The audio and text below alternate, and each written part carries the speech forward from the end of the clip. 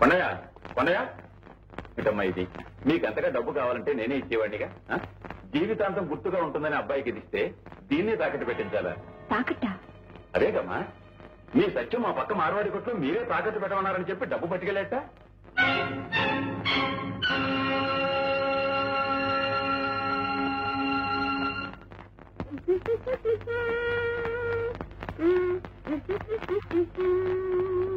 ఎక్కడ కూర్చుంటే చదువుకున్నావా? కాదు, అమ్మగారు స్టూడియోకి తీసుకెళ్ళినాగా అందుకు పాటలు చూసుకున్నా. ఈ కొత్త బట్టల? అవును. అమ్మగారు కొనిచ్చారు. ఈ చెప్పా పడేనా? అవును. నాకు? అవును. కోట్లు? అవును. అన్ని మా అత్తయ్యే కొనిచ్చిందా? అవును అవును అవును. ఇంటి పోసింది నువ్వేనా? చేతి మీద పోసింది నువ్వేనా?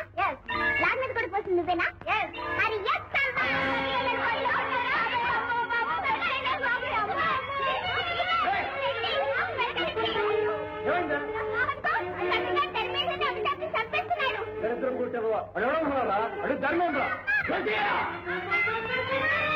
పసివాడిని గొడ్డును బదిలిటి వస్తావా? ఈసారి వీడి మీద చేయిస్తామంటే తోలు వచ్చేస్తాను జాగ్రత్త.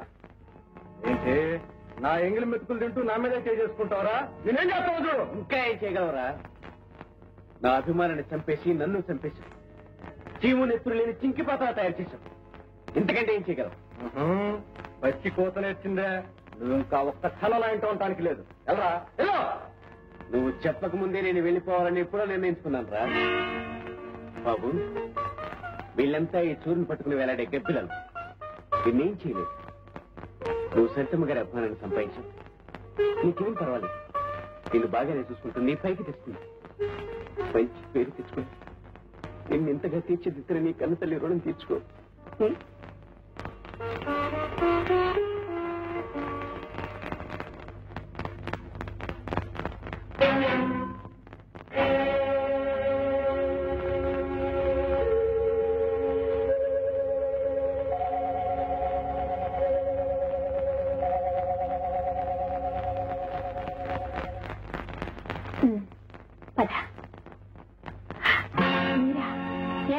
ఇంట్లోంచి పారిపోయి ఇక్కడికి వచ్చావా? పరా ఇంటికి. అతను వచ్చింది మా ఇంటికే కదమ్మా.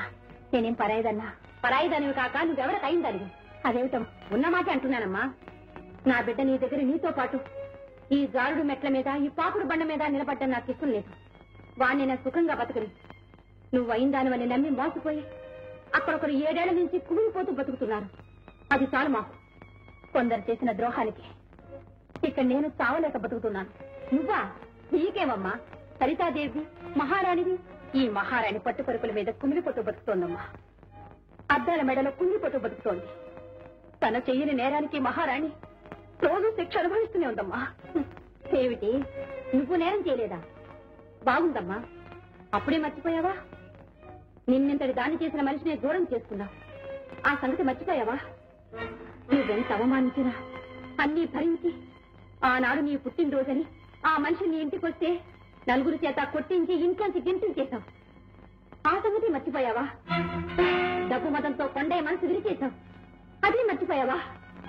అవునులే, నువ్వెంతటికైనా తెగించిన దానివి. ఆపు. ఇంకా ఎందుకమ్మా నువ్వు చేసిన తప్పులు ఇతరుల మీద రుద్దుతావు? అసలు దీనికి అంతటికీ కారణం నువ్వు కదూ. ఏ ఆడది చేయని ద్రోహం చేసింది నువ్వు కదూ. కట్టుకున్న భర్తను వదిలేశావు. చిన్నకా గోరింకల్లాంటి మమ్మల్ని విడదీసి కొండయ్య నీ వైపు తిప్పుకున్నావు. నా వాడైన మనిషితో కాపురం చేసి ఓ బిడ్డను కూడా కన్నావు. సీతాలు ఎందుకలా గొంతు చించుకుంటావు? ఏ నిజం కదా? ఏమిటి మరేది? కొండయ్యకి నాకు అంతటి పాప పాట ఎలా అనగలిగావు?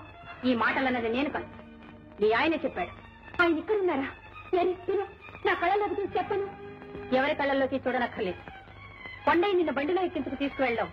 నా కళ్ళారా నేను చూశాను. తీసుకెళ్లడమే చూశావు, కానీ ఏ స్థితిలో తీసుకెళ్లాడో తెలుసా? స్టేషన్లో డబ్బు దొంగతనం చేసి మా వారు నన్ను ఇంటిని వదిలేసి పారిపోయారు. ఆ కారణంగా నాన్నగారు ఉద్యోగం పోయింది. ఆ అవమానాన్ని భరించలేక గుండె పొడితో చచ్చిపోయారాయన.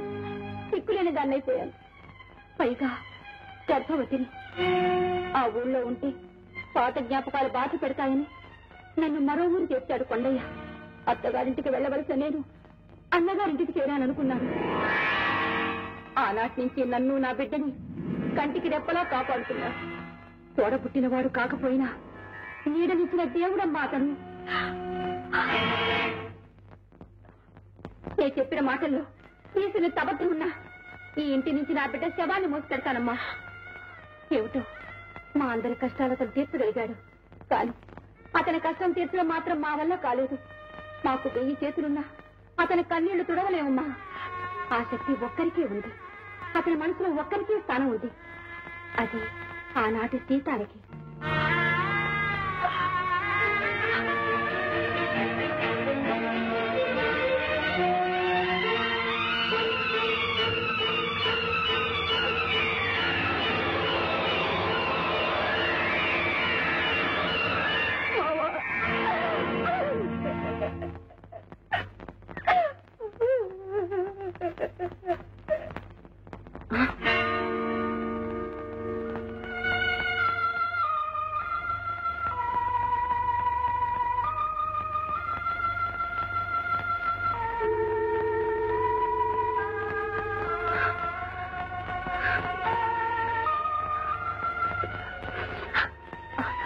బాబు, మీ నాన్నగారా?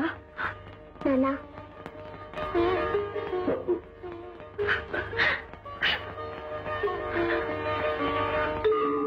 ఏమిటి, మీ అన్నయ్యే నీకింత దారుణమైన ద్రోహం చేశాడా? అవును రవి గారు, మగవాళ్లు కూడా తలపెట్టిన అపకారం నా తోడ పుట్టిన వాడే నాకు చేశాడు. వాళ్ల మాటలు నమ్మి నా మావని అపార్థం చేసుకున్నాను, దూరం చేసుకున్నాను. అందుకే రవి గారు, వెంటనే మా ఊరెళ్ళి మా మావ కాలమే పడతాను, నా తప్పు మన్నించమని ప్రాధాయపడతాను. కానీ ఇక్కడి నుంచి ఎలా వెళ్ళిపోగలవు సరికాదు. నీ చుట్టూ నువ్వే ఓ బంగారు పంజరాన్ని కట్టుకున్నావే. ఆ పంజరాన్ని బద్దలు కొట్టుకుని వెళ్ళిపోతాను, ఈ బంధాన్ని తెంచుకుని పారిపోతాను. నువ్వు పెంచుకున్న పేరు ప్రఖ్యాతులు, కీర్తి ప్రతిష్టలు పెంచుకుంటే తెగిపోయేవి కావు సరికాదు. అవి నీకంటే ముందుగానే మీ ఊరు చేరుకుంటాయి, నీకు మీ మావకు మధ్య అడ్డు నిలుస్తాయి. ఎలాగైనా సరే నేను వెళ్ళిపోవాలి రవి గారు. మా మావ మనసులో ఇంకా నాకు చోటు ఉందని తెలిసాక ఇక్కడ క్షణం ఉండలేదు. నాకు జల్తారు బతుకుద్దు రవి గారు. ఈ కార్లొద్దు, మేళ్ళొద్దు, నగలొద్దు. మా మావ చల్లటి పిలుపు, తీయట మాట చాలు రవి గారు. నన్ను ఎలాగైనా పంపించేయండి, వెళ్ళిపోతాను. అదేమిటమ్మా, నువ్వు పెడతానంటే నేను కాదంటానా? కానీ మీ ఇద్దరూ కలిసి బతకాలంటే దానికి ఒకటే మార్గం ఉంది. ఏమిటది? ప్రఖ్యాత నటీమణి సరితాదేవి తెల్లవారేసరికి చచ్చిపోవాలి.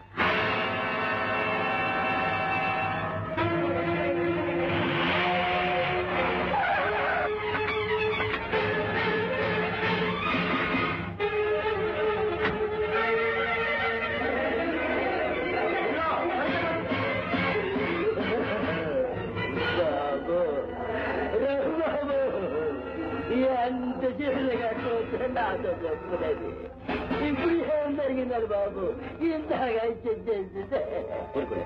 అదే నాకు అర్థం కాదు. అసలు సరితదేవుల ఆత్మహత్య చేసుకోవడానికి ఏదైనా బలమైన కారణం ఉన్నట్టారా? ఏముందని చెప్పంటారు? అదిగోనండి ఆ రాత్రులేనండి కారణం. నా తల్లి బతుకులన్న కారణం డబ్బులో తీకునేదారు ఆ తల్లి జైల్లో పోయింది.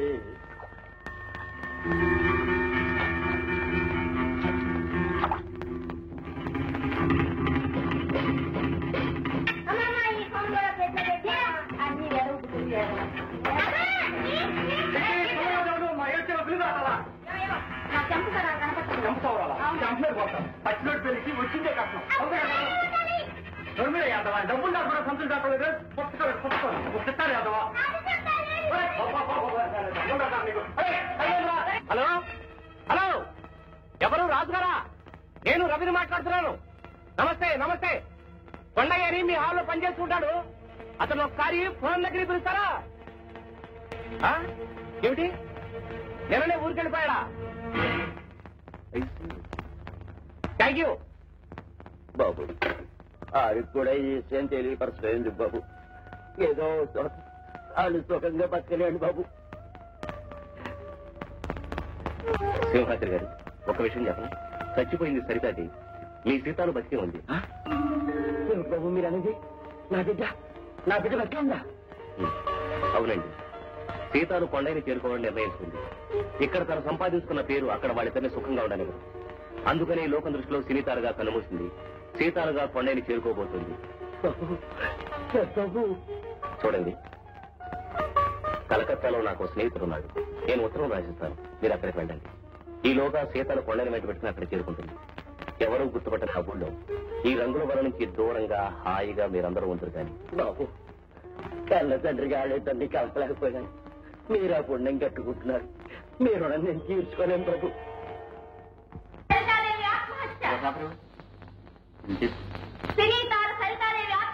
ఆత్మహత్య చేస్తుందా? అవునమ్మా, ఇదిగోండి 30 పైసలు ఇవ్వండి. అలాగే. సరితాదేవి ఆత్మహత్య.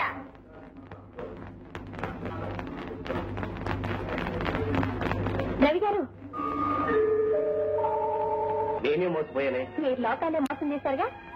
చూసారా నా ఫోటో నల్లటి బార్డర్ ఎంత చక్కగా ఉందో? పోలే, ఎన్నాళ్ళు నలుగురు కళ్ళు నీ మీదే ఉన్నాయి. దీంతో దిష్టి తీరిపోతుంది, పీడ వెరగడైపోతుంది. నువ్వు కొండయ్య చిలక గోరింకల్లా హాయిగా ఉంది. కానీ ఈ బొమ్మ చూసినప్పుడల్లా నీ మాటలు గుర్తు చేసుకుంటాను. దీని మీద నీ సంతకం చేసే బాబు.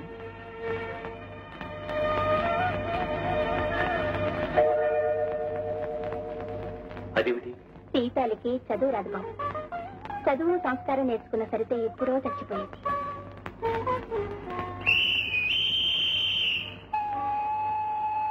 వెళ్ళొస్తాను బాబు.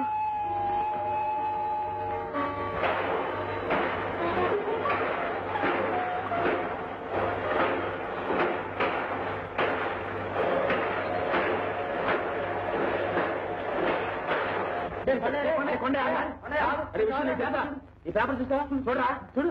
ఏంట్రా? చూడరా, మన సీతాలు ఆత్మహత్య చేసుకుందంట.